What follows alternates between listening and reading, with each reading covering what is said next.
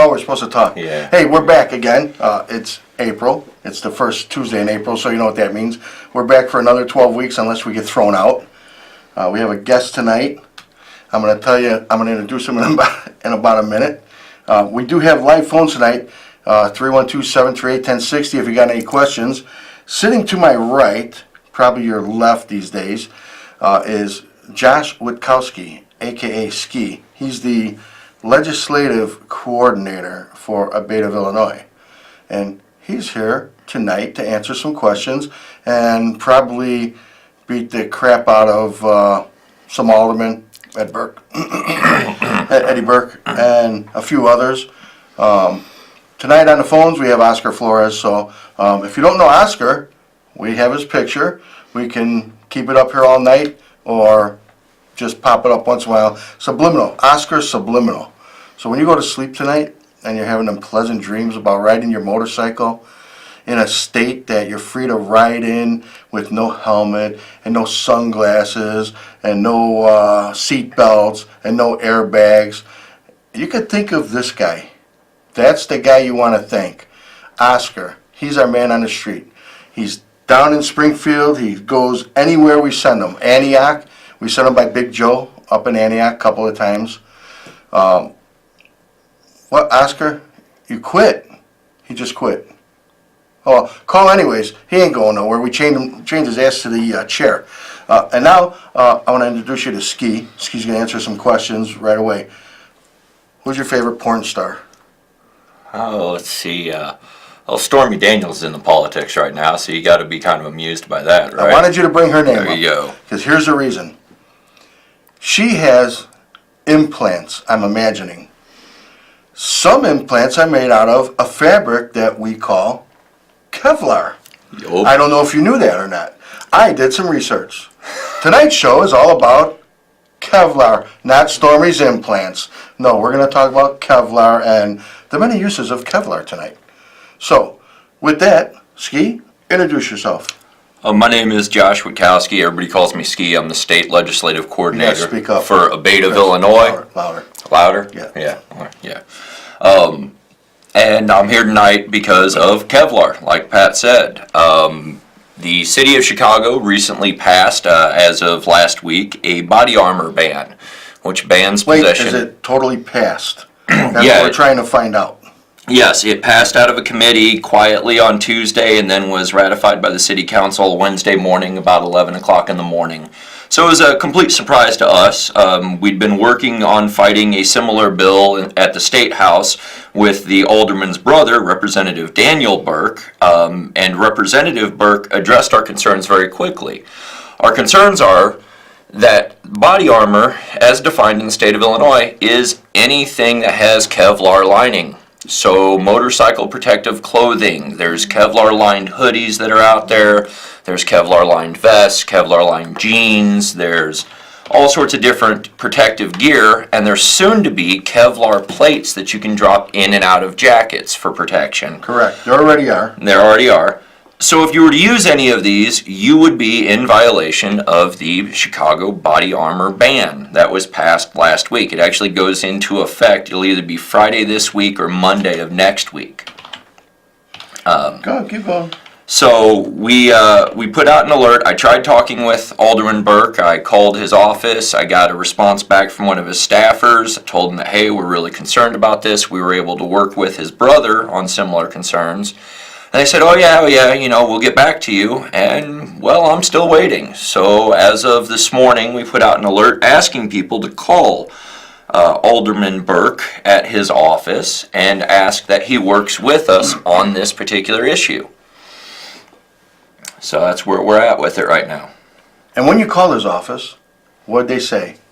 They said that they would pass along the concerns, and one of their staffers did reach back to me and asked what was going on. I sent a detailed email to them, explained how it worked, and they worked with us fairly well on that, but nothing has happened yet, and this thing does go into effect at the end of the week. That's kind of a problem for us. So, as usual, here's what happens. This is how we do things up here. We call the alderman's office, we get a staffer. The staffer's usually somebody that they had to hire because somebody's cousin wanted them to have a job. which means another alderman, didn't want to hire his own cousin, so he calls Ed Burke, for example, and says, hey, I need you to put her to work in your office, or him, whatever. What do you want me to put him in as? Put him as a staffer, let him answer phones, or let him go out and do stuff in the ward, what have you. So now, favor for favor, and oh yeah, we know your concerns and we'll pass it along to the alderman.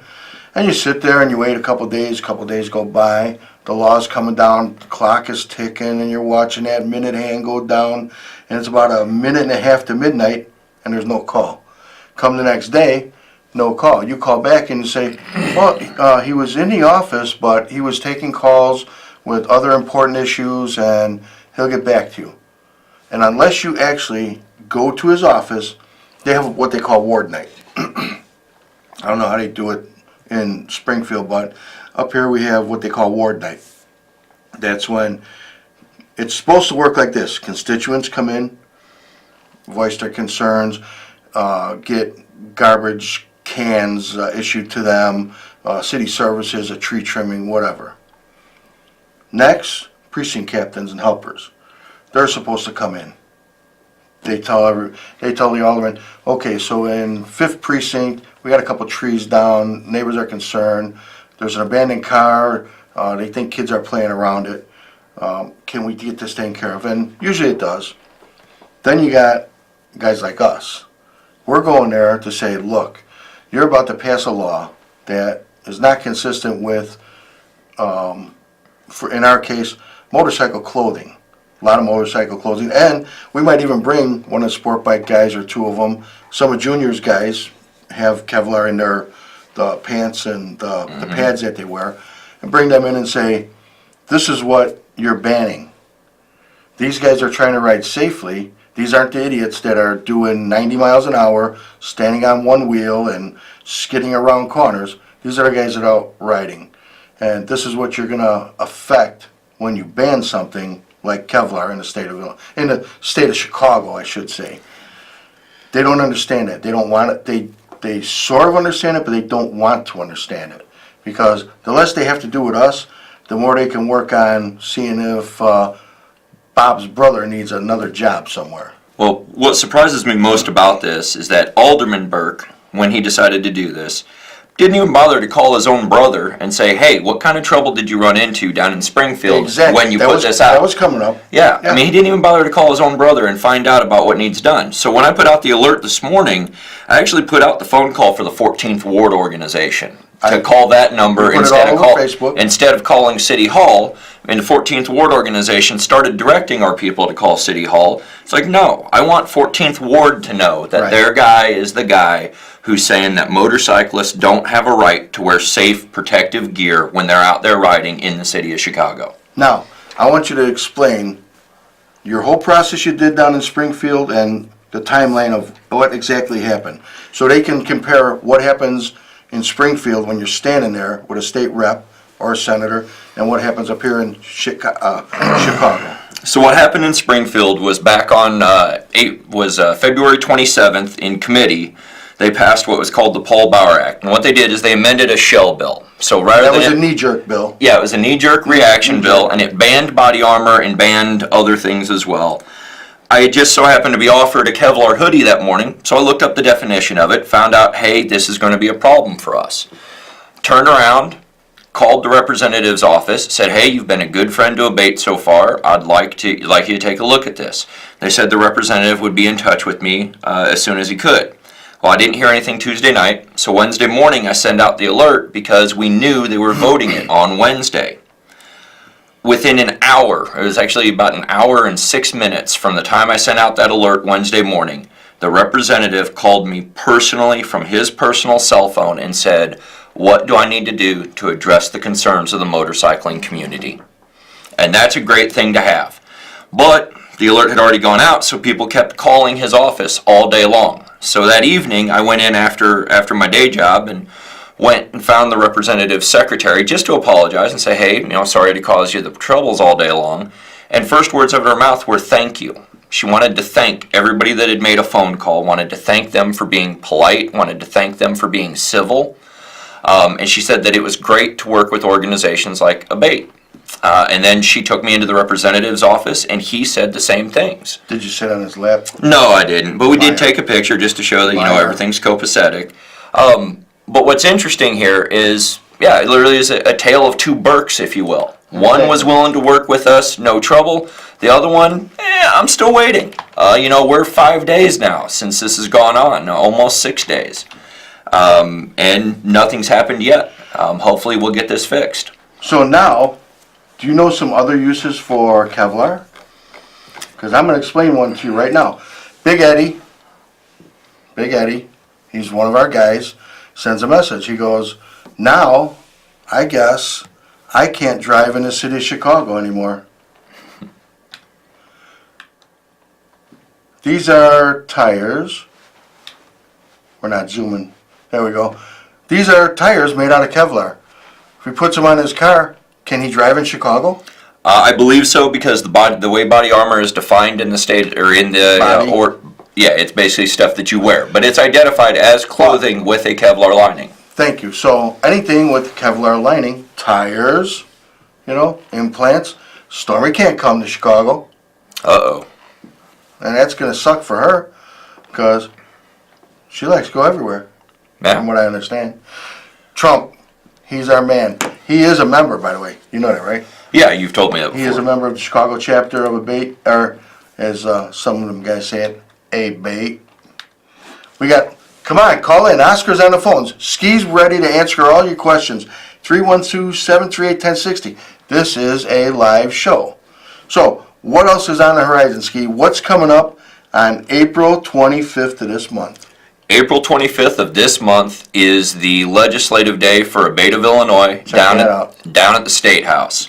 We're going to be gathering in Springfield. Yes, it's a Wednesday. Yes, it's a work day. But I've been telling everybody, call in sick, call in dead, call in a friend. On April 25th, we meet there at the State House Inn. We do a little bit of registration. We go over what some of the issues are. And then about 10 o'clock in the morning, we invade the State House. And we're over there for about 2 to 4 hours, give or take. We're going to do a picture under the dome at about 12:30 to show how united the bikers are all throughout the state of Illinois. Does that iGold Day coincide? Why does iGold coincide with us all the time? This time around, it was a matter of the scheduling. So because it's an election year... We do like guns. Yeah. People do like guns. Because it's an election year, there was basically 1 week on, 1 week off, where the representatives were in 1 week, then the Senate, then the reps, then the Senate. We weren't able to ever get them together. So these last 2 weeks of April, both houses are finally together, and everybody and their brother has a lobby day on one of these days. Not only is it going to be our lobby day, plus the gun owners lobby day, but it's also going to be the tavern owners lobby day as well. So they're going to be there as well. Should be an interesting mix down at the Capitol. So a couple of years ago, it was A.B.A.T.E.'s day to be down there was Motorcycle Day, and Catholic Schoolgirl Day, the same day. And they were everywhere. And there were nuns everywhere, giving you the stink eye like you wouldn't believe. These nuns, I know they had sticks in their hands just waiting to hit somebody. And we're all sitting up in the gallery, and somebody said something, and they asked all the girls to just leave. They all left the gallery, the upper gallery where we sit. Yep. They had all the girls leave. I don't know who said something, but it was, I think, for their own protection, or for our protection. They would probably beat us up, You'll have that from time to time. Well, like I said, so this is going to be on April 25th, right there in Springfield. About 12:30, we're going to do a picture under the dome. It's important that people from up here in the Chicago area come down to the State House. Chicago obviously makes up about 1/3 of the voting population of the state of Illinois, so they have a large number of representatives down there at the State House, and they need to hear from their own constituents face to face. Exactly. That's what they want to see. When we're down there, you're going to get a packet, and are we doing any gimmies this year for... No gimmies, other than we'll have the reception later on that evening. And no, I mean, for how we passed did out the hand sanitizer and all of that yeah, crap. no, I'm not really going to be doing that. Good, that's a lot to lug around. But the girls in the offices down there, they do appreciate it. They really do. So, I mean, the smallest thing, we gave nail files one year. Yeah. We gave them nail files. You get a packet, you go to Mulro's office. And you say, hey, I'm here to see Mulro and blah, blah, blah. My name's Pat Jones and I live in Elmwood Park and I'm one of his constituents. I live in Chicago. And they actually like to hear that you're from their area. We go to everybody's thing. I go to Mary Flowers' office all the time just to say hi. Pop in Danny Davis's office, say hi. Right. All the people that, they don't hate us, but they like to put bills in that say, nah, we don't want you riding free in the state of Illinois. So I like to go visit them first, you know, even though I'm not from their area. And Mary Flowers, she's a pain in the ass sometimes, but she's a very nice lady, I gotta tell you. Very opinionated, because I heard her give somebody an earful. She had tavern owners, I guess a couple of the bars in her area, which is around 79th in the western area. I guess a couple of tavern owners were getting harassed by the police. They want them to close early. They've been coming in, shutting them down because there's fights and other things going on there. And they were mad about that. But she wasn't mad about it because she said, and I can't quote her exactly because there was a lot of expletives, but she basically told them, you can come here, you can see me about it, but you got to not let that go on in your bar, and that's a bunch of bullshit, you know, and everything else. So, yes, she does take care of her constituents, and she don't hate motorcyclists, but her good friend, I'm not going to tell you his name, Donnie Trotter, when he puts in a bill and we beat the crap out of him, we really beat him down. Month later, she puts a bill in, the exact same wording, because I know how to use a computer, so I side by side both bills, and I just go through it, and she doesn't even change a damn word. And I called her on it one time. I went to her office. I stopped in and I said, look, I understand you want to get this bill passed. I said, and we're all for it. You know, we want everybody to wear helmets. I said, but this is not your bill. You didn't write this. So my name's at the top, Sugar. She called me Sugar. I said, your name's at the top, but I'm going to show you something else. And I pulled out Donnie Trotter's, who we just beat the crap out of. I said, honey, word for word, this bill mirrors Donnie Trotter's. And she didn't know what to say. I got her. So I got her, by the way. And I told her, oh yeah, by the way, I'm with A.B.A.T.E. I'm not one of the guys that want helmets. I want you to be able to be free to choose whether or not you want to wear one. Oh, and that's an interesting little thing. So something new came up today in the world of helmets. I think you'll like this one. Are they Kevlar? No. You know there are Kevlar helmets. So in Canada, the third province has now turned around and said, we've got a caller. Do you want to take it? Or Yeah, put them through, Oscar. Remember, when I say this, Hello. get rid of them. Go ahead, caller. Hello. Can you hear me? Yeah? Yep. There you go. How you doing this evening? Go ahead. What's your question? Can you hear me?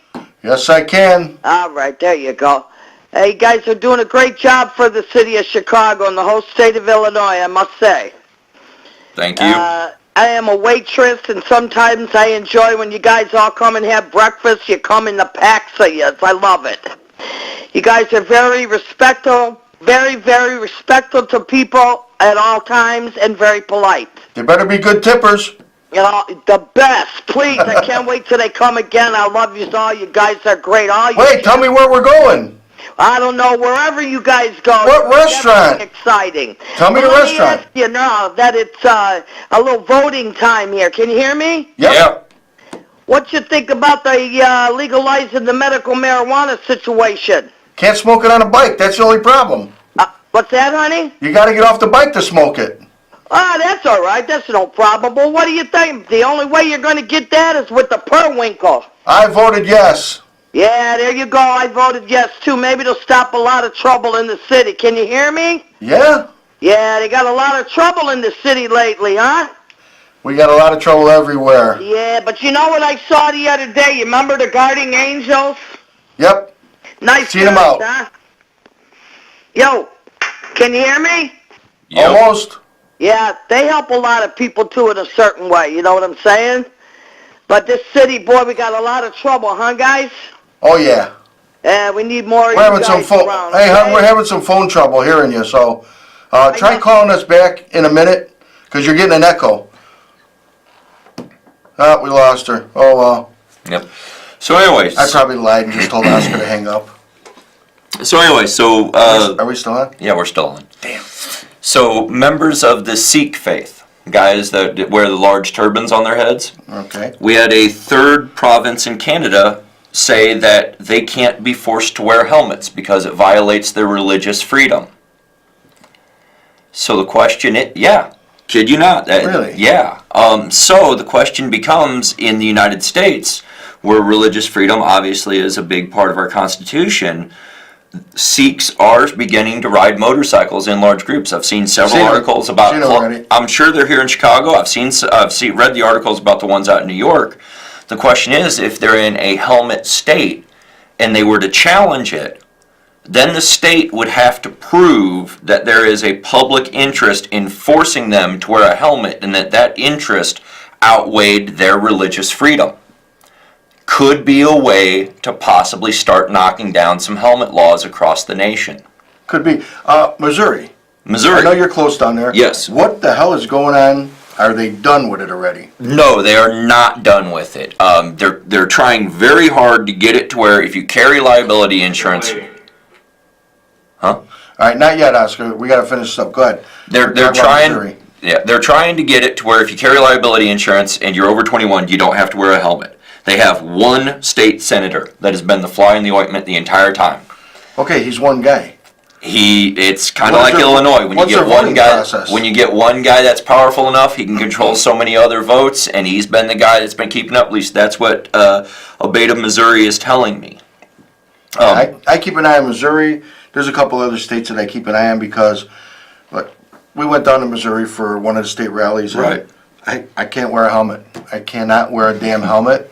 I had it on for maybe 20 miles. Had a little freak out. Had to pull off in some roadside gas station. I took it off, and the guy that was standing there, he's like, "Can't wear it, can you?" I go, "No." Harper kept his on. I couldn't do it. Yep. No. But It's only a $25 fine in Missouri. Yeah. I was there 4 days. I had $100. Yep. So Missouri also has an interesting bill that I'm watching called the Fare Act. And it's billed as an anti-texting law. It isn't actually, though. It requires that if you're operating for Uber or for Lyft, that you're not allowed to operate a handheld mobile device while carrying a passenger and working for those companies.